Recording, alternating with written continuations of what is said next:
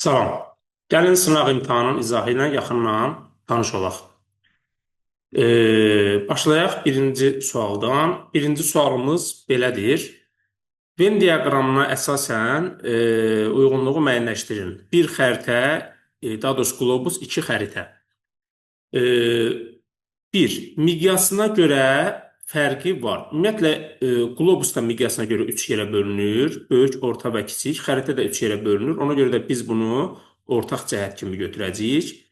Təhrifsiz bəlli məsələdir ki, qlobus təhrifsiz hesab olunur, xəritə təhriflidir.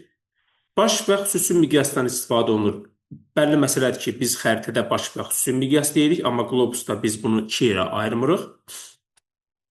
4 şərti işarələrdən istifadə olunur. Biz ümumiyyətlə bilməliyik ki, plan, xəritə və qlobus kartoqrafik təsvir vasitələrinin hamısı deməli şərti işarəli təsvir vasitəsidir. Ona görə də biz bunu ortaq cəhət götürəcəyik. 5 müstəvi üzərində təsvir olunur. Bəlli məsələdir ki, qlobus kürədir, xəritə isə müstəvidir. Biz beləliklə 5-i xəritəyə aid edəcəyik. Müvafiq olaraq B variantı 1, 1-ə 2, 2-yə 3, 5, 3-ə 1, 4 görsəndiyi kimi uyğun gələcək. Sual 2. Verilən proyeksiyalarda hansı ölkələr daha az təhrifə məruz qalır? Ümumiyyətlə, verilən proyeksiyalardan birinci proyeksiya konus proyeksiyasıdır, ikinci proyeksiya isə silindirdir. Yəni, silindirik də deyə bilərik biz başqa cür buna. Ekvatora yaxın əraziləri biz konkret olaraq silindrə aid edirik. Beləliklə, ekvatora yaxın olan ərazilər İndoneziya, Braziliya və Konqodur. Beləliklə, A, C və Y aid olacaq deməli 2-yə. Doğru cavab D variantına uyğun gəlir. Konus proyeksiyası isə qütbə yaxın ərazilərin xəritələri adətən deməli tərtib edilir. Burada müvafiq olaraq Norveç, Rusiya və Kanadanı götürəcəyik. Eyni zamanda Azərbaycanda da konus proyeksiyasıdır. Qeyd edə bilərik. Təxminən konus proyeksiyası 47-62-ci paralellər arasında təhrif sıfıra bərabər olur deyirik. Silindrik proyeksiyada isə ekvatorda təhrif sıfıra bərabər olur deyə bilərik. Üçüncü suala keçid eləsək. Üçüncü sual belədir. Bu məsələ tipli test tapşırığıdır. Xəritə sxemdə verilən sxemə əsasən B məntəqəsində 21 mart tarixində, 21 martda biz bilirik ki, Günəş ekvator üzərində zenitdədir. Yəni 12 saat gecə, 12 saat gündüz olur müvafiq olaraq. Saat 9:00-dur. B məntəqəsinə baxaq diqqətlə. B məntəqəsində saat 9:00-dur. Bura qeyd edirik 9:00. Bu zaman havanın ən yüksək temperaturu hansı məntəqədə müşahidə olunur? Ümumiyyətlə biz bilməliyik ki, günorta 12:00-dur. Günortadan 2-3 saat sonra temperatur ən yüksək olur. Yəni 14:00-da və yaxud da 15:00-da. Biz bunu tapmaqdan ötürü gəlin birinci 12:00-nun hara aid olduğunu müəyyənləşdirək. Diqqət etsək, məntəqələr arasında 15 dərəcəlik fərqlər var və bu da 1 saat deməkdir. Burada 9-dursa, burada 10-dur. Burada 11-dir. Burada 12:00-dur. Bizə lazımdır 14-15. Burada 12-dirsə, burada 13-dür. Burada 14-dür. Və digərində məntəqə yoxdur. Zaten burada da məntəqə yoxdur. Bunlar bizə lazım deyil. 14:00-nun olduğu məntəqəyə müvafiq olaraq uyğun gəlir Y variantına və burada ən yüksək temperatur müşahidə olunacaq. Y məntəqəsi də Y variantına uyğun gəlir. Doğru cavab Y variantı. Dördüncü suala keçid eləyək. Yerli vaxt fərqi 2 saat 40 dəqiqə olan. 2 saat 40 dəqiqəni biz ilk növbədə dərəcəyə çevirməliyik. 2 saat 40 dəqiqəni dərəcəyə çevirməyin ən yaxşı üsulu saat hissəsini 15-ə vururuq, dəqiqə hissəsini 4-ə bölürük. 15-i 2-yə vuranda edəcək 30, üstə gəlinsin, 40-ı 4-ə böləndə edəcək 10. Bərabərdir 40 dərəcə. 2 saat 40 dəqiqə yoldaşlar 40 dərəcə deməkdir. Məntəqə, gəlin suala qayıdaq. 2 saat 40 dəqiqə olan iki məntəqə arasında məsafə 1 bölünsün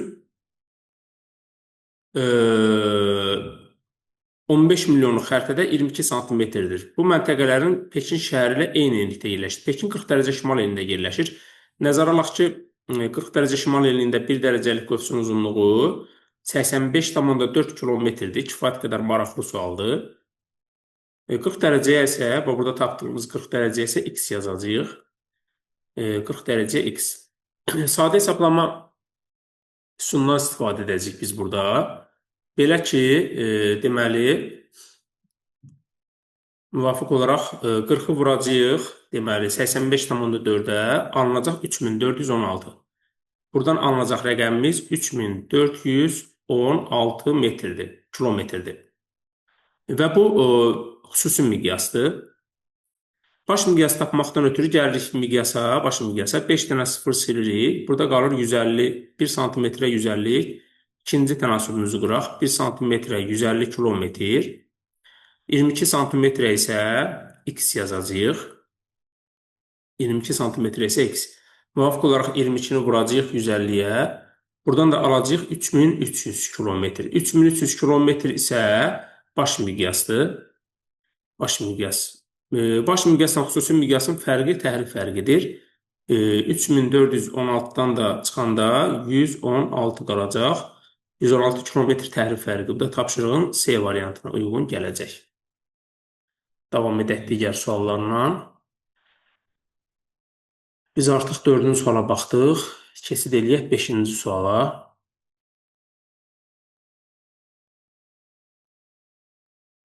5-ci sualımız da məsələ tipli sualdır. Dünya xəritəsində 10 dərəcə qərb uzunluğundan 30 dərəcə şərq uzunluğu arasında müvafiq olaraq Greenwich meridianı çəkirik. 10 dərəcəlik qərb uzunluğu, 30 dərəcəlik şərq uzunluğu çəkirik. 40 dərəcəlik paralel üzrə. 40 dərəcəlik paralel üzrə. Bunların arasında dərəcə fərqi 40 dərəcədir. 40 dərəcədə də bizdən burada nəyə soruşur? 14 cm olarsa, xüsusi miqyası deyil tapın. Xüsusi miqyası tapmaqdan ötürü 40-ı vuracağıq 85,4-ə, çünki 40 dərəcəlik paralelin üzərindədir. 85,4-ə. Az öncəki suala bənzər bir şey idi. Yəni, bir daha baxaq. 85,4 alınacaq 3416, bəli. 3416 kilometr alınacaq. 3416 kilometr böləcəyik xəritədəki məsafəyə, yəni 14-ə. Burada verilib 14 cm. 14-ə bölsək əgər, alınacaq 244 kilometr. Buradan alınacaq 244 kilometr. 244 kilometrin yanına 5 dənə sıfır atmaqla biz, deməli, xəritənin bu hissəsi üçün xüsusi miqyası neyniyəcəyik, tapmış olacağıq. Belə, bu da 5-ci sualın izahı. Gələk 6-cı suala. Sxemə əsasən 6 apreldə, 6 aprel ümumiyyətlə, aprel ayı mart ayından sonra gəlir. Biz bilirik ki, mart ayında günəş ekvatorda olur. 6 apreldə isə ekvatordan şimalda olur. Təxminən 10 dərəcə falan enliyə qədər gəlir, çıxır. Günəş şüasının düşmə bucağının artma ardıcıllığı. Ümumiyyətlə, bu istiqamətdə biz baxsaq, ən böyük bucaq B-dədir. B ən böyükdür. B-dən sonra gələcək D. D-dən sonra gələcək, deməli, A. A-dan sonra gələcək C. Amma burada biz günəşin düşmə bucağı ən böyük B-də idi, ən kiçik C-dədir. Biz azalan sırasını düzdük. Sualda isə bizdən artan sıranın dediyinə görə bunun əksini götürəcəyik. Yəni C birinci gələcək, A, D və B. Bu da müvafiq olaraq tapşırıqda Y variantına uyğun gələcək. Kifayət qədər maraqlı sual idi. Gələk 7-ci suala. Coğrafi koordinatları verilən coğrafi obyektlər haqqında hansı fikir doğrudur? Məntəqəmizin biri 40 dərəcə şimal, 80 dərəcə qərbdə yerləşir. Digər bir məntəqəmiz, birinci məntəqəyə aid idi bu. İkinci məntəqəmiz 30 dərəcə şimal, 75 dərəcə qərbdə yerləşir. Üçüncü məntəqəmiz 30 dərəcə şimal, 70 dərəcə qərbdə yerləşir. Dördüncü məntəqəmiz 40 dərəcə şimal, 65 dərəcə qərbdə. Və sonuncu 5-ci məntəqəmiz 40 dərəcə şimalda, 75 dərəcə qərbdə yerləşir. Bizə doğru fikir lazımdır. A bəndi 2 və 5 məntəqələri ekvatordan eyni məsafədədir. Xeyr, ekvatordan biri 30 dərəcə şimaldadır, biri 40 dərəcə şimaldadır. B variantı 2 və 5 eyni enlikdə yerləşirlər. Xeyr, biri 30 dərəcədə, biri 40 dərəcədə yerləşir. C variantı 5 və 3-cü məntəqələr arasında 555 kilometr fərq var. 5 ilə 3-ün arasındakı məsafəni biz buradan tapa bilmərik. Bunun üçün bizə xüsusi miqyas lazımdır və bu Burada tapıla bilməz. D variantında 1 və 3-cü məntəqələr arasında yerli vaxt fərqi 40 dəqiqə zaman fərqinə bərabərdir. 1 ilə 3-ə biz diqqət eləsək, 1 yerləşir 80-də, 3 yerləşir 70-də. Arasında 10 dərəcə fərq var. 1 dərəcəmiz 4 dəqiqədirsə, 10 dərəcəmiz x eləyəcək. X bərabərdir 40 dəqiqə. 40 dəqiqə olduğunu biz buna əsasən müəyyənləşdirə bilərik ki, bu da D variantına uyğun gəlir. E variantında nə deyirdi? 21 mart günü, yəni gecə gündüz bərabər olduğu gün ən tez 3-cü məntəqədə çıxar günəş. Xeyr, ən tez çıxacaq 4-də. Çünki 4 digər məntəqələrə nəzərən daha şərqdə yerləşir.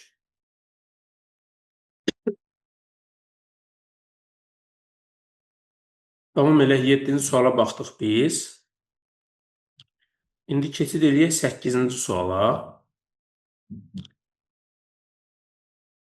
8-ci sual da sxem məsələsinə aid bir sualdır. Sxem günəşin hərəkət trayektoriyasına aid bir sualdır. 23 sentyabrda biz bilirik ki, günəş ekvatorda olur. Yəni 12 saat gecə, 12 saat gündüz olur. Yer səthinin hər yerində belədir. Bir dənə qütb nöqtələri istisna. Gəncə şəhərində günəşin səmada müxtəlif vəziyyətləri göstərilmişdir. Sxemə əsasən günəş A vəziyyətindən B vəziyyətindən neçə saat ərzində gəlir? Ümumiyyətlə, 12 saatımızın özü 180 dərəcə deməkdir. Çünki bir saatımız 15 dərəcədir. 12-ni 15-ə vuranda 180 dərəcə edəcək. Günəşin çıxma anından batma anına qədər ki, vəziyyəti 180 dərəcəlik fərqdir. Biz müvafiq olaraq günəşin vəziyyətinə əsasən neçə dəfə dəyişdiyini görürük. 1, 2, 3, 4, 5, 6, 7, 8 dəfə vəziyyəti dəyişib. Biz 180-i 8-ə böləcəyik ilk növbədə. Görək bir saatımız neçə dərəcədən bir verilib burada? 22,5 dərəcə veribdir. Yəni, hər bir günəşin burada şəkilləri arasındakı fərq 22,5 dərəcəlik meyllənmə deməkdir. Diqqət eləsək, A-dan B-yə qədər isə 6 dəfə istiqamət dəyişib. 1, 2, 3, 4, 5, 6. 22,5-i vuracaq 6-ya. Ödəyəcək 135 dərəcə. Bir saatımız da 15 dərəcə olduğuna görə 135-i böləcək 15-ə. 135-i də 15-ə bölündə 9 saat eləyəcək. Yəni, A-dan B-yə gəlməsinə qədər müddət 9 saat çəkir. Gəldik 9-cu suala. İşıqlama qurşaqlarına bağlı bir sualdır. Şimal mülayim işıqlama qurşağı, cənub mülayim işıqlama qurşağı. Sadə bir sual tipi hesab olunur bu. Cənub sərhəddə 66,5-dir. Bu, bəlli məsələdir ki, cənub mülayim işıqlama qurşağına aiddir. Azərbaycan şimal mülayim işıqlama qurşağında yerləşir. Ən uzun gündüz 22 dekabr bu cənuba aid olan bir anlayışdır. 22 iyunda, deməli, 22 iyunda daha çox işıq və istilik alır. Təbii məsələdir ki, şimal mülayim işıqlama qurşağına söhbət gedəcək. Tropik işıqlama qurşağı ilə sərhəddi hər ikisi. Şimal mülayiminin cənub, cənub mülayimində şimal sərhəddi tropik xəttlər hesab olunur. Oxşardır. Fəsillər aydın müşahidə olunur. Ümumiyyətlə, mülayim işıqlama qurşağında fəsillər aydın müşahidə olunur. Fəsillərin aydın müşahidə olunduğu işıqlama qurşağı mülayimdir. Gecə gündüzün də ən aydın müşahidə olunduğu işıqlama qurşağı tropik işıqlama qurşağıdır. Müvafiq olaraq D variantı tapşırığın doğru cavabıdır. Davam edək 10-cu sualına. Başlanğıc meridiandan, yəni Greenwich meridianından 5 müşahidəsi eyni sürətlə şərqə doğru, yəni 90 dərəcəli azimutla hərəkət etdi. Təyin olunmuş eyni coğrafi uzunluğa çatdıqda müşahidəçilərin qət etdiyi məsafələrin azalan sırasını müəyyənləşdirin. Ümumiyyətlə, azalan sıra deyəndə bəlli məsələdir ki, ekvator daha sürətli olduğuna görə təyin olunmuş məntəqəyə çatmaq üçün daha sürətli hərəkət etməlidir. Müvafiq olaraq ekvatora ən yaxın olandan başlayacaq. Birinci başlayacaq 1-dən. Ekvatora digər yaxın olan məntəqə 10 dərəcəlik enlikdir 3. Daha sonra gələcək 20 dərəcəlik enlik 2. Daha sonra 40 dərəcəlik enlik 4 və 80 dərəcəlik enlik 5. Ümumiyyətlə, yer kürəsinin öz ətrafında hərəkət edən zaman ən sürətli hərəkət edən hissəsi ekvatordur. Ən tərpənməz nöqtədə qütbdür, yəni qütbə doğru getdikcə sürət müvafiq olaraq azalır. Sual 11. Sxemə əsasən A məntəqəsi ilə Şanxay şəhəri arasında yerli vaxt fərqini müəyyənləşdirin. Kifayət qədər maraqlı bir sual tipidir. Gəlin görə hələ birinci A nöqtəsi harda yerləşir, hansı eyni uzunluqdadır, bunu bilmirik. Bunu tapmaqdan ötürü Bakı ilə A-nın arasındakı saat fərqinə fikir verək. Deməli, yoldaşlar, 15:39 çıxılsın 13:15. Saat fərqimiz 24 və 2. 2 saat 24 2 saat 24 dəqiqə. Saat hissəsini 15-ə vurub dəqiqə hissəsini 4-ə bölək, dərəcə fərqini tapaq. 30 plus 6. 24 4-ə böləndə 6 düşür. 36 dərəcə. Bura 50-dirsə, deməli 36 dərəcədə şərqdə yerləşir bu məntəqə, 86-dır demək. Tamam, bura 86-dırsa, 86 ilə 121 arasındakı fərqi tapmalıyıq. 121 çıx 86. Müvafiq olaraq 5, 3. 35 dərəcə fərq var. 35-i də təzədən çevirək saata, 15-ə bölək. 2 dəfə 30, qalığımız 5 plusun 4-ə 20. 2 saat 20 dəqiqədə bu məntəqə irəlidə yerləşir. Yəni 15:39-dan 2 saat 20 dəqiqə irəlidədir, üstə gələcəyik. 15:39 üstə gəlsin 2:20. Zaten bizdən bunu istəmir, bizdən ümumi saat fərqini istəyir. 17:59. Bu məntəqədə saat 17:59-dur. 59-dur. Və ikisinin arasındakı zaman fərqini istəyir. Yerli vaxt fərqini 2 saat 20 dəqiqə. Tapşırığın doğru cavabıdır. Maraqlı və asan sual demərəm, çətin tipli bir tapşırıq deyə bilərik buna biz. 12-ci sual. Təsvir edilən ərazinin hansı hissəsi əkinçilik üçün daha əlverişlidir? Ümumiyyətlə, əkinçilik üçün ən əlverişli yer relyefin düzənlik olmasıdır. Düzənlik olması üçün də horizontalların bir-birindən aralı çəkilməsi lazımdır. Çünki bir-birindən aralı çəkiləndə yamacın meyilliyi az olur. Meyilliyin az olduğu yerdə əkinçilik əlverişlidir. Çox olduğu yerdə səthin eroziyası çox olduğuna görə orada əkinçilik əlverişli hesab olunmur. Yəni, o da horizontalın bir-birinə yaxın çəkilən tərəfidir yamacın çox meyilli və yaxud da dik olduğu yamac. Bizə az meyilli yamac lazımdır. Horizontalın da az meyilli yamacı göstərdiyi qədərindən cənub-qərbdir. Maraqlı sual idi. Gəldik 13-ə. Denudasiya. Denudasiya hündür ərazilərdir. Horizontalda biz hündür ərazilər axtarmalıyıq. Yəni, berkişdirir, kənara doğru çəkilməlidir. 1 və 3. Digəri isə 2 və 4-də akkumulyasiya prosesi intensiv gedir. Sual nömrə 14. Uyğunluğu müəyyənləşdirin. Yağıntıların paylanması, temperaturun paylanması, təbii zonalar, kənd təsərrüfatı. Ümumiyyətlə, keyfiyyət fon üsulu yağıntıların paylanmasıdır. Hətta dərsliklərdə Naxçıvan Muxtar Respublikasının ətəyindən zirvəsinə doğru yağıntıların paylanmasını keyfiyyət fon üsulundan təsvir ediblər. Birə biz A yazacağıq. Daha sonra temperaturun paylanması bu izoxətlərdir. İzoterm. Bu da uyğun gəlir C-yə. Müvafiq olaraq davam edəcək. Təbii zonalar areallardır. Bu da uyğun gəlir B-yə. Əhalinin sayda nöqtələr üsuludur. Ümumiyyətlə, əhalinin sayı, malqaranın sayı, ümumiyyətlə, say kəmiyyət bildirənlər nöqtələr üsuludur. Bu da D variantı. Müvafiq olaraq A, C, B, D, C variantına uyğun gələcək. 14-cü sualla tanış olduq. Keçək 15-ci suala. Uyğunluq pozulmuşdur. İzoxətlər üsulu sinoptik xəritələrdə, bəli, sinoptik xəritələrdə yağıntıdır, təzyiqdir, temperaturdur və s. Biz bunları izoxətlərlə veririk. Bu doğrudur. Keyfiyyət fon üsulu dünyanın fizik xəritəsidir. Bəli, deyə bilərik. Yağıntıların paylanmasıdır. Bəli, dağlar, düzənliklər, bunlar keyfiyyət fonla verilir. Doğrudur. Areal üsulu yağıntı və buxarlama xeyr. Yağıntını keyfiyyət fon üsuludur. Areal bitki və heyvan növlərinin yayılmasını biz adətən nə edirik? Areal üsulu ilə müəyyənləşdiririk. Təkcə bunu yox, eyni zamanda təbii zonalarda biz buna qeyd edə bilərik. Yanlış verilib. Kartodiaqram üsulu Azərbaycan Respublikası sənaye. Bəli, orada sənaye sahələri arasında əlaqə bir növ müqayisə olunmuş. Kartodiaqram üsulunda. Doğrudur. Hərəkət xətləri üsulu fizik xəritələrin okean cərəyanları istiqamətləri. Bəli. Hərəkət xətlərində çayların istiqamətidir, küləklərdir, okean cərəyanlarının istiqaməti, padar qazıntılarının daşınması və s. Ümumiyyətlə istiqamət bildirənlərin hamısı hərəkət xətləridir. Yanlış ifadə C variantına uyğun gəlir. Çünki suallar bizdən pozulmuşdur, soruşur. 16-cı suala keçid eləyək. Müşahidəsinin A və B məntəqələr arasında hərəkət istiqamətləri üçün doğru olan ifadəni müəyyənləşdirin. Müşahidəsinin A və B məntəqələri arasında hərəkət istiqamətləri üçün doğru olan ifadəni müəyyənləşdirin deyir. Bir yazıb kolluqdan keçir. Biz A-dan B-yə gedən zaman A buradır, B buradır.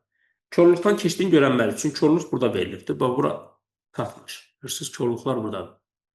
2. A-dan B-yə şimal-şərq istiqamətində hərəkət edir. Xeyr, A-dan B-yə şərq istiqamətində hərəkət edir. Görsəndiyi qədərilə. 3. B-dən A-ya qərb istiqamətindədir. Bəli, B-dən A-ya qərb istiqamətindədir. Bu doğrudur. 4. Meşədən keçir. Bəli, meşədən keçir. Bura meşə ərazisidir, görsəndiyi qədərilə. Doğrudur. 5. B məntəqəsi A məntəqəsindən hündürdə yerləşir. Ona baxmaq lazımdır. Deməli, biz diqqət eləsək, horizontal hündürlüyə doğru gedir. 60 bura veribdir. 40 da buranı verib. Bir dənə baxaq, kəsmə yüksəliyini tapaq. 1, 2, 3, 4. Arasındakı fərq 20, 24-ə böləndə 5. Kəsmə yüksəliyi 5 metrdir. Bəli. Bura 60-dırsa 55, 50, 45, 40. Davam eləsək 35, 30, 25, 20. A nöqtəsi 20-dən də aşağıdadır hətta. Bəli. B nöqtəsi də təxminən yerləşir. Deməli, 45, 50, 55 arasında. 50-55 arasında yerləşir B nöqtəsi. Doğrudur. 3, 4, 5 C variantı. Bu 16-cı sual idi. Keçək 17-yə. 16 nizamı verdik. Keçək 17-yə. Şimal yarımkəsində olan müşahidəçi yay gün dönümü günü günorta vaxtı günəşin özündən şimalda görürsə, o verilən coğrafi koordinatlar ümumiyyətlə maraqlı sualdır. Yay gün dönümündə söhbət belə deyək də şimal tropikundən gedir. Məntəqə yerləşir, günəş yerləşir şimal tropikində. Şimal tropikində dərəcə qiyməti 23.5-dir. Şimal yarımkəsində olan müşahidəçi, şimal yarımkəsindədirsə ekvatordan yuxarıdadır. Yəni cənubdan söhbət gedə bilməz. 1 ola bilməz. Zaten cənubdan verilən məntəqə bir dənə 1-dir. Və ən maraqlısı da ondan ibarətdir ki, şimalda yerləşir məntəqə, amma yay gün dönümündə günəşi özündən şimalda görür. O deməkdir ki, 23.5-dən şimalda ola bilməz məntəqə. Çünki 23.5-dən şimalda olan məntəqələr günəşi özündən cənubda görəcək. Deməli, 23.5-dən böyük olanları da çıxacaq. Biz ekvatorla şimal tropiki arasında yerləşən məntəqələri axtarmalıyıq. Müvafiq olaraq 5, 2, bir də 3. Məsələn, 25 dərəcə şimaldır, buradadır. 15 dərəcə şimal, 20 dərəcə şimal. Burada yerləşən məntəqələr günəşi özlərindən şimalda görürlər. 1, sualın şərtini ödəyir. İkincisi də ki, şimal yarımkəsində yerləşir deyir. Bəli, yenə də şimal yarımkəsində yerləşdiyini görürük. Müvafiq olaraq 2, 3, 5 B variantına uyğun gəlir. Kifayət qədər maraqlı sual idi. Biz 17-yə baxdıq. Keçid edək 18-ci suala. Cədvələ əsasən, deməli, cədvələ əsasən qeyd olunan şəhərlərdə 23 sentyabrda günəşin ekvatorda olduğunu və gecə gündüzün 12 saata bərabər olduğunu biz qeyd eləməliyik burada. Günəşin görünmə və kölgənin uzandığı istiqamətinin doğru verilmədiyi bəndi soruşur. New York biz bilirik ki, şimalda yerləşir, təxminən 40 dərəcəli yenilikdə bizdən eyniyə yaxındır. Səhər cənub-şərqdə görür, bəli. Kölgənin istiqaməti, əgər cənub-şərqdədirsə, New York, 40 dərəcə şimaldadır da New York, tutaq ki, deyək New York buradadır. Cənub-şərqdə görürsə günəşi, kölgəsini şimal-qərbə tərəf görəcək, doğrudur. Günorta olanda, günorta nə deməkdir yəni? Saat 12:10. 12:10-da özündən cənubda görəcək günəşi, kölgəsini də şimalda görəcək. Hansı ki, bu da doğru verilibdir. Axşamüstü də özündən cənub-qərbdə görəcək günəşi. Günəşi təxminən bu istiqamətdə görəcək. Kölgəsi də düşəcək şimal-şərq istiqamətinə. Yəni, New York ümumiyyətlə düzgün verilib burada.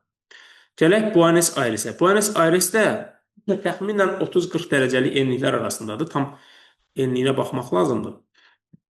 Ekvatordan cənubdadır, yəni. Argentinanın paytaxtıdır Buenos Aires şəhəri. Tutaq ki, deyək, 40 dərəcə cənubda yerləşir. E, Daha dəqiqliyini də bilmək olar, amma ehtiyac yoxdur ona. Əsas odur ki, tropikdən cənubdadır. Səhər-səhər yenə burada amoji tərsinə olacaq. Səhər-səhər günəşi Buenos Aires deyək də buna B. Şimal-şərqdə görəcək. Kölgəsini də cənub-qərbdə görəcək. Hansı ki, doğru verib bunu. Günorta olanda başının üstündə görəcək. Şimalda, kölgəsi də cənubda olacaq. Doğrudur. Axşam üstündə olanda günəşi bu istiqamətdə görəcək. Şimal-qərbdə, kölgəsi də cənub-şərqdə olacaq. Şimal-qərb, cənub-şərq doğrudur. Gəldik Sinqapura. Sinqapur təxminən 6 dərəcə şimal enliyində yerləşir. Bəli, ekvatordan şimaldadır. Tutaq ki, deyək 6 dərəcə şimal enliyində yerləşir. Bu təxminən şimal-şərqdə yox, şərq istiqamətində görəcək. Təxminən səhər-səhər çıxanda şərqdə kölgə olacaq qərbdə. Günorta başının üstündə olacaq. Qismən cənubda olacaq. Kölgə şimalda olmalıdır. Amma burada günəşin şimalda olduğunu göstərir. Ümumiyyətlə, bunların hamısını səhv verib, görürsünüz. Moskva da bizdən şimalda yerləşir. Təxminən 56 dərəcə, ya 55 ya 56 təxminən şimalda yerləşir Moskva şəhəri. Moskva şəhərində elə New Yorkda olduğu kimi götürəcəyik bunu. Çünki New Yorkda 40-da yerləşir, amma təxminən eynidir. Yəni, kölgənin istiqaməti dəyişmir. Baxın, cırşı. New Yorkda olduğu kimi gedəcək. Yəni, diqqət eləyin. Bakıdır, New Yorkdur, Moskvadır. Kölgənin istiqamətləri demək olar dəyişilmir. Hamısı eyni olmalıdır. Melbourne'da cənubdadır. Melbourne'da Buenos Aires'də necədirsə, olduğu kimi də onları veribdir də. Eləmi? Ş-M-Ş-C-Q, bəli. Ş-M-Ş-C-C, düzdür. Şimal-qərb, düzdür. Cənub-şərq, düzdür. Yəni, burada bir dənə uyğunluğun pozulduğu Sinqapurdadır. Çox maraqlı bir sual idi. 19-cu suala keçid eləyək. Sxemdə biz bilirik ki, qış gün dönümüdür. Cənub yarımkürəsi qaranlıq, daha doğrusu yay gün dönümüdür. Cənub yarımkürəsi qaranlıqdır, şimal yarımkürəsi gündüzdür. Günəş şüasının 6,5 dərəcə bucaq altında düşdüyü məntəqə üçün yay gün dönümündə günəş şimal tropikində olur. Şimal yarımkürəsində ən aşağı bucaq altında düşür şimal qütbünə 23,5-dir. Demək ki, məntəqə cənubdadır. 6,5-dirsə 90-dan çıxaq 6,5-i edəcək 83,5. Biz 83,5 buradan aşağı düşəcəyik. 83,5 buradan aşağı düşəndə təxminən 60 dərəcəlik cənub enliyinə qədər gəlirik. Söhbət gedir 60 dərəcə cənub enliyindən. Enən hava axınları müşahidə olunur. Mülayim enlikdə qalxan havadır. 60 dərəcə mülayimdir. Mülayimdə qalxan havadır. Tropiklərdə enəndir. Bir də qütblərdə. Ekvatorla mülayimdə qalxan havadır. Qütb ulduzu görünmür. Bəli, görünmür. Çünki 66, ümumiyyətlə cənub yarımkürəsində qütb ulduzu görsənmir. Mülayim şıxlanma quşağında yerləşir. Bəli, mülayim şıxlanma quşağında yerləşir. 23,5-66,5 arasındadır görsəndiyi qədərilə. Ekvatorla arasındakı məsafə 6105. Yox, 4 qaldı. 4-də nə deyir? Yayda tropik hava kütləsinin təsirinə məruz qalır. Yayda tropik hava kütləsinin təsirinə məruz qalır yazıb. Yay aylarında izotermlər bura təxminən mülayim enlikdədir də. Cənub yarımkürəsində olduğuna görə bunun təsiri burada mülayim, elə əsas il boyu özünün, mülayim əsas olduğuna görə əsas özünüdür. Ümumiyyətlə, başqa iqlimin təsirinə məruz qalır, keçid iqlim bu uşaqları. Bu əsas iqlimdədir. Yəni, biz bunu götürə bilməliyik.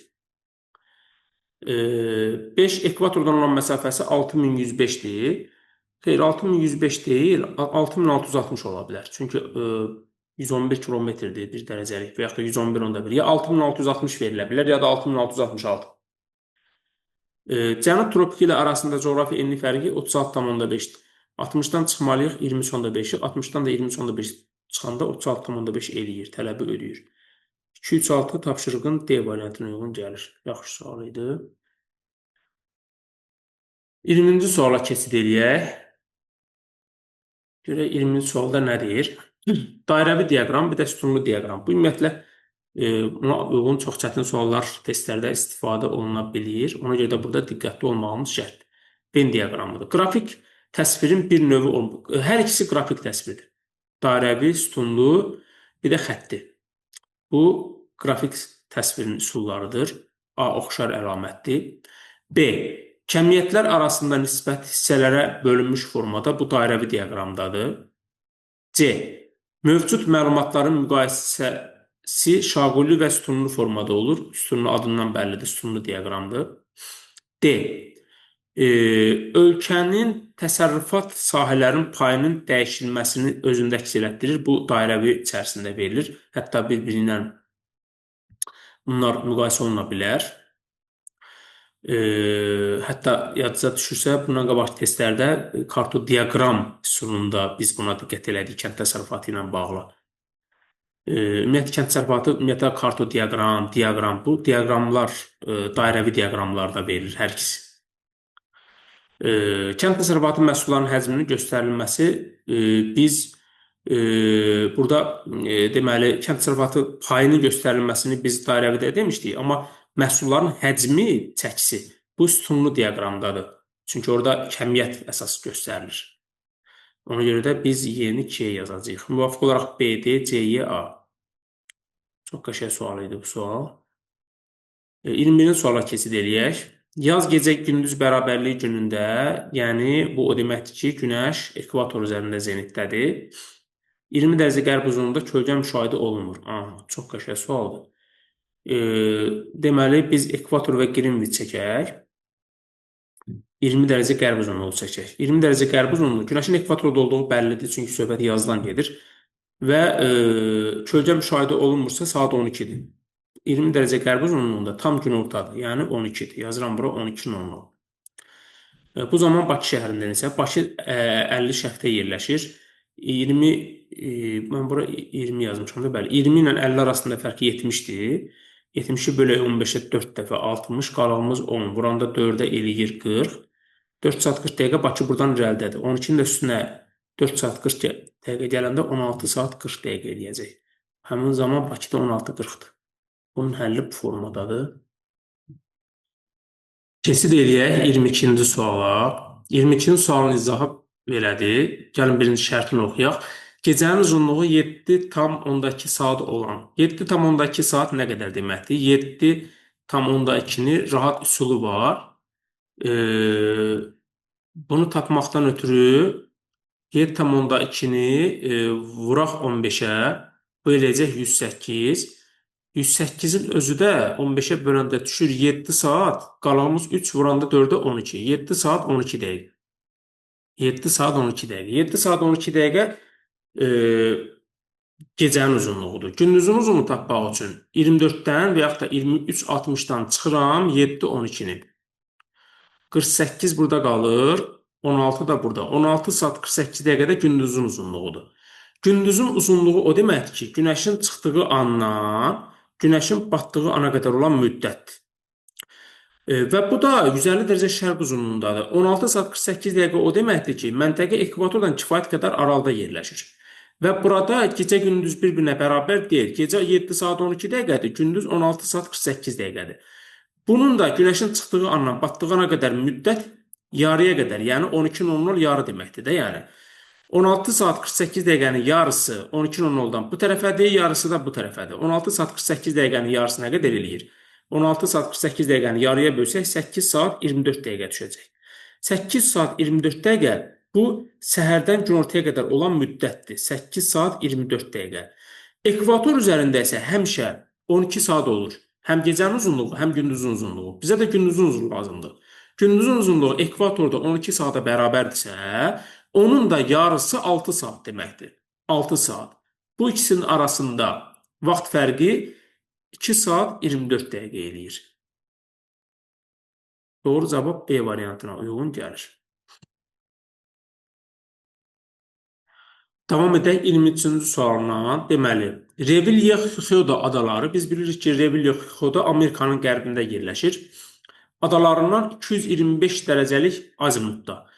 225 dərəcəlik azimutda yerləşəcək line adaları. Doğru cavab B variantına uyğun gəlir. Deməli, 24-cü suala keçid eləyək. 24-cü sual belədir. Coğrafiya elminin tədqiqat metodlarından birinə uyğun gəlir. Coğrafi tədqiqatlar zamanı müxtəlif məzmunlu xəritələr. Burada xəritə sözünü görən kimi avtomatik olaraq karto. Karto xəritə deməkdir. Doğru cavab Y variantına uyğun gələcək. Keçid eləyək 25-ci suala. 25-ci sualda fiziki xəritələrdə bataqlıqlar. Bataqlıqlar biz bilirik ki, qurunt işarələridir. Qurunt işarələrindən biri də bataqlıqdır. Bataqlığın işarəsi bax bu cür olur. Bax, burada bir neçə işarə var. Bu şoranlığın işarəsidir. Bu ot örtüyünün işarəsidir. Bu qumluğun işarəsidir. Bu da meyvə bağlarının işarəsinə uyğun gəlir. Bu testlərdə çox da istifadə olunan anlayış deyil. 26-cı suala keçid edək. 1/22 milyonluq xəritədə, fiziki xəritədə daha böyük yer tutan coğrafi obyektlər o deməkdir ki, ərazisi reallıqda da böyük olsun. Reallıqda ərazisi böyük olan Kalimantan adasıdır. Dünyada ilk dörtlükdə yerləşir bu ada və Benqal körfəzidir. Və ərazisi böyük olan da ən böyük areal tutacaqdır. Bu da 2-3 D variantına uyğun gələcək. Davam edək 27-ci sualına. 27-ci sualımız məsələ tipli sualdır. Burada nə deyir? Bu sualı iki formada həll edə bilərik. Formalardan birini necə eləyə bilərik? Misal üçün, ən sadəsini deyim sizə. 138 tam %56-nı bölək 34,64-ə böləndə alınan cavabımız nə qədər eləyir? Baxaq ona. 138,56 bölünsün 34,64-ə. Buradan alınacaq 4. 4-dən də kök altında 2 çıxır. 2-ni də vuracaqsınız. Axı, miqyas 2 dəfə kiçilir. Kiçildiyini görürük burada. 2 dəfə kiçiləndə miqyasda rəqəmlər artacaq. Bunu vuracaq 2-yə. Deləyəcək 5 milyon. İkinci bir üsul nətərdir? Bu biraz bir balaca uzun üsuldur. Miqyasdan 5 dənə 0 silirsiniz, qalır 25. 25-i yüksəldirsiniz kvadrata. Eləyir 625. Birinci xəritənin verilənlərin bir-birinə vururuq. 625 vurulsun 138,56 bölünsün 34,64. Təbii ki, bunlar kök altındadır. 625 vurulsun 138,56 bölünsün 34,64. Buradan alınır kök altında 2500. 2500-dən də kök altından 50 çıxır. 50-nin də yanında 5 dənə 0. Eyni cavab alınacaq. B variantı doğru cavabdır. Gələk 28-ci suala. 1/600 minlik Azərbaycan fiziki xəritəsində miqyassız təsvir olunacaq. Ümumiyyətlə, fiziki xəritələrdə miqyassız verilir vulkanlar. Ümumiyyətlə, vulkanlar fiziki xəritələrdə verilir, siyasidə verilmir. Fiziki xəritədə verilir. Standart işarəsi ilə göstərilir də. Fəal vulkanlar qırmızı, sönmüş vulkanlar qara rənglə verilir. Yəni, vulkanın ölçüsündən asılı olmayaraq hər ikisi eyni standartda verilir. Ona görə də onun miqyasını tapa bilmərik. Buna miqyassız deyəcəyik biz. Davam edək 29-cu sualına. Ekvatorla cənub tropiki arasında yerləşən ekvator çəkəcəyik. Cənub tropiki bəlli məsələdir 23,5 cənub enliyib. Arasında yerləşən coğrafi enliklərdə günəş şüaları hansı müddətdə zenitdə olur? 6 ay müddətində. Çünki 23 sentyabrın səhərsi günündən gedir 22 dekabra qədər, 22 dekabrdan da 21 marta qədər olan müddət. 3 ay getməyi, 3 ay qayıtmağı, 6 ay müddətində. Doğru cavab D variantı. 36-cı sual. Daha doğrusu 30-cu sual. Hansı ifadə düzgün deyil? Topoqrafi xəritələrdə deyil. İnkar sualıdır, diqqətli olmaq lazımdır. Topoqrafi xəritələrdə coğrafi məzmun çox sahəlidir. Yəni, məzmunu genişdir. Çünki topoqraf xəritə dəqiq xəritədir. Bu da geniş məlumatlar verilir adı üstündə. Böyük miqyas xəritədir. B. Azimutal proyeksiyalarda kürənin müstəviyə toxunan nöqtəsində tərif olunmuş kənara doğru gedir. Ümumiyyətlə, azimutal proyeksiyada bir top təsəvvür edək. Topun atırıq yerə, müstəviyə, stolun üstünə ya meydançaya. Onun yerə bir nöqtəsi dəyir. Eyni anda hara fırlatsan bir nöqtəsi dəyir. Həmin nöqtənin təsviri 0 olur. Yəni olmur təhrif. Kənara doğru gedəndə təhrif olur.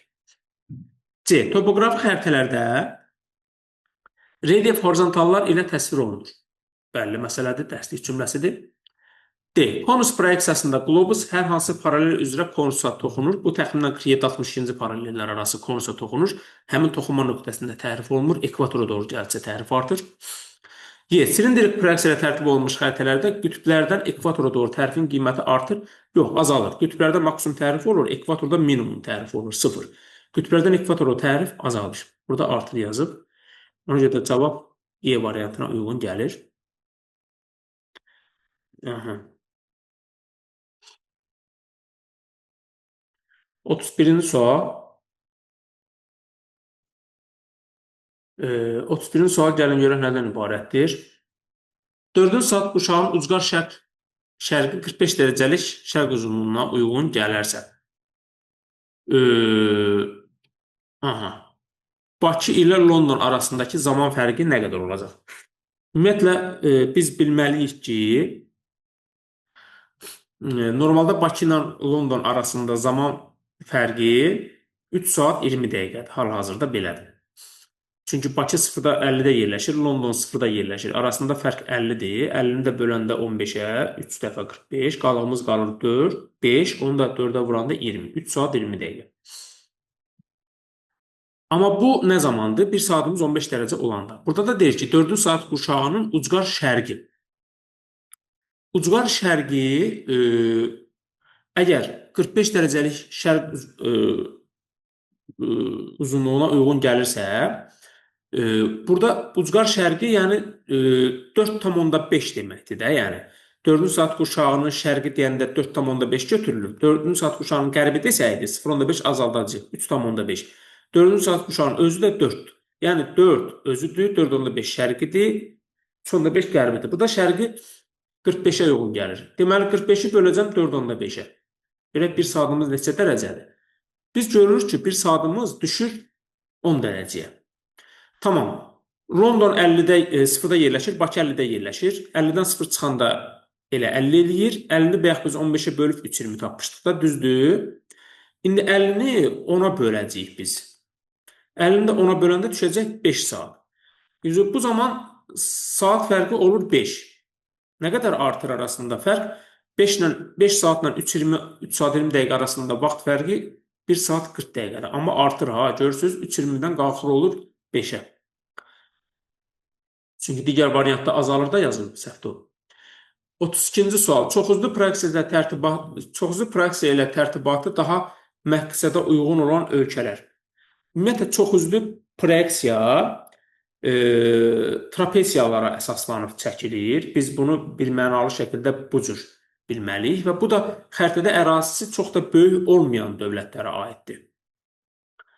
Kanada, Çin, Rusiya böyük dövlətdir, amma Andorra, Gürcüstan və Butan dövlətləri kiçik dövlətlər olduğuna görə adətən bu tip ölkələri biz çoxüzlü proyeksiyanın tərtibatına uyğunlaşdırırıq. 33-cü sual. Xəritənin bu təsvir üsulunda müxtəlif rəng çalarlarından istifadə edilir. Fiziki xəritələrdə ümumiyyətlə dağ düzənlik sözünü gördünüzsə, iqlim xəritəsini gördünüzsə, bu arealdır. Yuxarıda buna aid 2 dənə sual işləmişdik. A məntəqəsində günəş 6:20-də çıxırsa, gündüzlə gecənin uzunluq fərqi arasında nə qədər fərq var? A nöqtəsində günəş 6:20-də çıxırsa, diqqətlə baxaq. 12:00 günəşin günorta saatıdır. 12:00. Yazıram bura 12:00. 6:20-də də çıxır. 6:20-də çıxırsa, buradan bura qədər nə qədər zaman fərqi var? 6:20 ilə 12 arasında 5 saat 40 dəqiqə fərq var. 5 saat 40 dəqiqə buradan bura, 5 saat 40 dəqiqə də buradan bura. 12-nin də üstündə 5 saat 40 dəqiqə yanında 17 saat 40 dəqiqə. 17 saat 40 dəqiqə. 6:20-də günəş çıxır, 17:40-da günəş batır. Sualda nə deyir? A nöqtəsində, bura A nöqtəsi deyək. Günəş 6:20-də çıxırsa, gündüzlə gecənin uzunluğu fərqi arasında okeydir. İndi biz burada nəyə diqqət eləyəcəyik? 6:20-də günəş çıxır, 17:40-da günəş batır. Gündüzün uzunluğu nə qədər olur? Bir-birindən çıxa da bilərik və yaxud da ki, elə burada hazır yazılıb da 5 saat 40 dəqiqə, buradan bura 5 saat 40 dəqiqə, 10 saat 80 dəqiqə, 11 saat 20 dəqiqə. 11 saat 20 dəqiqə və yaxud da ki, 17:40-dan çıxaq 6:20-ni. Həqiqətən də 20 dəqiqə buradan 11 saat 20 dəqiqə olduğu bəllidir. Gündüzün uzunluğu tapdıq 11 saat 20 dəqiqə. Gündüz nə qədər oldu yoldaşlar? Sual qısa sualdır, amma izahı biraz uzundur. 11 saat 20 dəqiqə. 11 saat 20 dəqiqə. 11 saat 20 dəqiqə gündüzdürsə, bəs gecə nə qədərdir? 24-dən çıxaq 11:20-ni və yaxud da 23:60-dan eyni şeydir. 11:20 çıxanda 40 buradan qalır, 12:40. 12 saat 40 dəqiqədə gecənin uzunluğudur. Gecə ilə gündüzün arasındakı fərqi soruşur bizdən. 12:40-dan da 11:20-ni çıxanda 20 dəqiqə burada qalır, 1 saat da burada qalır. 1 saat 20 dəqiqə. 1 saat 20 dəqiqəndə 80 dəqiqə demək. 2 il qabaq MİQ imtahanına düşmüşdü. Buna bənzər bir sual. Asan görsənir, amma izahına girəndə görürsən ki, izahı biraz uzun gedir. Hətta bu MİQ imtahanına düşəndə çox rahatdır deyib yazmışdılar və uzun zamandan sonra səhv tapmışdılar. Hətta kifayət qədər vaxt aparmışdı. Ərazisi 3 yarımkürədə yerləşən ölkələrin xəritələrinin silindrik proyeksiya tərtib edilməsi daha məqsədə uyğundur. Söhbət ekvatordan gedir, çünki silindrik proyeksiya var burada. Və 3 yarımkürədə yerləşən o deməkdir ki, Qrinviç kəsir, ekvator kəsir. Belə ölkələr Qabon, Kenya, Kolumbiya. 1, 2, 4. Kifayət qədər maraqlı sual idi. Çünki 3 yarımkürə sözü burada işi qəlizləşdirir. Yəni, Qrinviç meridian kəsməsi şərt deyil. Ya ekvator kəsməlidir, ya da Qrinviç kəsməlidir, amma ekvatora yaxın yerləşməlidir. İkisindən biri kəsməlidir. Ya ekvator, ya Qrinviç. Hər ikisi kəssə 4 yarımkürə olacaq bu gün. Ölkəmizin yerləşdiyi saat qurşağının orta meridianı ilə 5-ci saat qurşağının orta meridianı arasında ən az məsafə neçə kilometrə bərabərdir? Ümumiyyətlə, saat qurşaqları arasında ən az məsafə qütblərdə birləşdiyinə görə meridianlar. Qütblərdə də məsafə olmur. Rəqs sıfıra bərabərdir. Çünki qütblərdə meridianlar arasında məsafə sıfıra bərabərdir.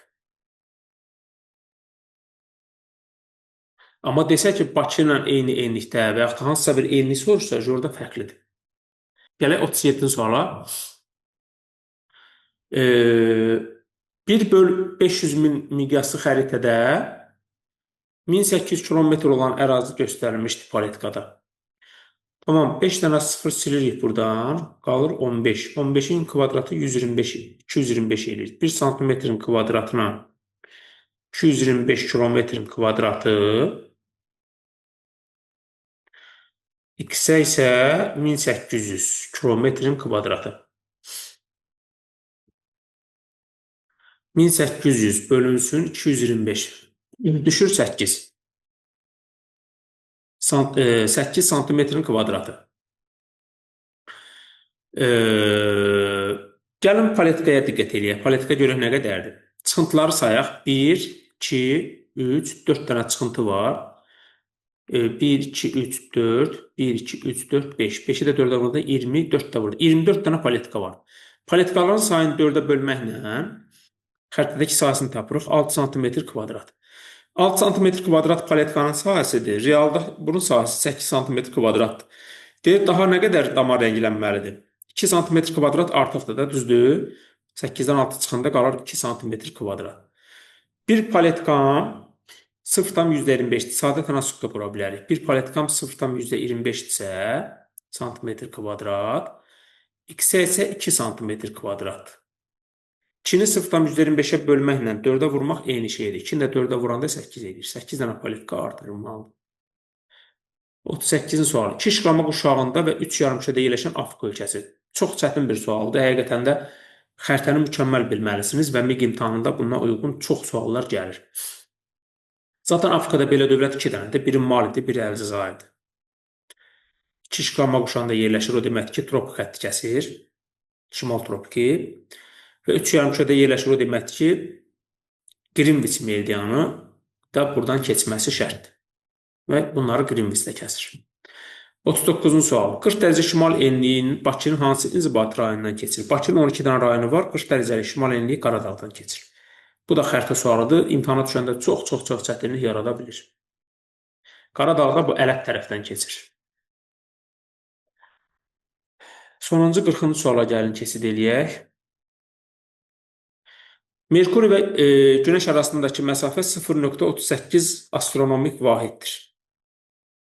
Yazırıq bura Merkuri, Günəş.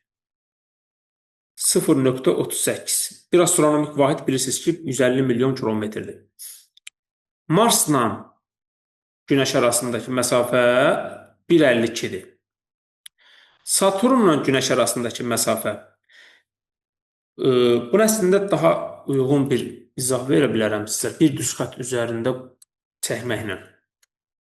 Misal, gəlin baxaq. Birinci başlayacaq Günəşdən də. Bura Günəş deyək.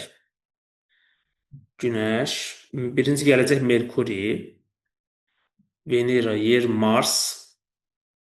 Bu Merkuridir, bu Marsdır. Saturn. Deməli, Merkuri ilə Günəş arasında 0,38-dir. 0,38. Marsla Günəş arasında, yəni buradan bura qədər 1,52-dir. Saturnla Günəş arasında da buradan bura qədər 9,5-dir. Sualda nə deyir bizdən? Planetlərin bir düz xətt üzərində düzüldüyünü nəzərə alan zaman Saturnla Mars arasında. Saturnla Mars arasında nə qədər fərq olduğunu tapmaq üçün ən ideal nədir? 9,5-dən 1,52-ni çıxaq. Çünki işimizi biraz sadələşdirək də. 9,5-dən 1,52-ni çıxaq. Qalır 7,98. 7,98-i bir dənə vuraq. 150 milyona görək. Neyin yiyəcək?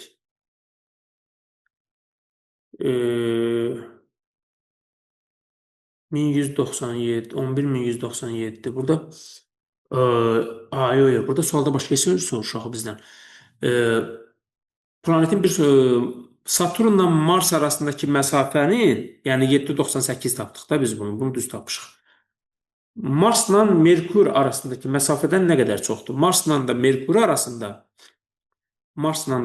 arasındakı məsafəni tapmaq üçün bu ikisinin fərqini tapaq. 1,52 çıxılsın 0,38, 1,114 edir burada da. 1,114. İndi 7,98-dən 1,14-ü çıxıb, buradan alınır 6,84. Bunun özünü vuraq bir dənə 150 milyona. Alınır, burada milyon sözü də var axı. Alınır belə bir rəqəm vuranda 1,026 milyon. Burada da milyon sözü verildiyinə görə, burada milyon sözünü silirik. Burada 6-dır, 26-dır. 1026 qalır. 1026 Y variantı. Bunu daha rahat usulu budur, yəni qısa usulu budur. Digərlərində daha çox vaxt gedir. Çünki gərək bir hərəsinin adlarını 150 milyona vurasın, sonra bir-birindən çıxasın. Belə, ümid edirəm ki, izah kifayət elədi. Sağ olun.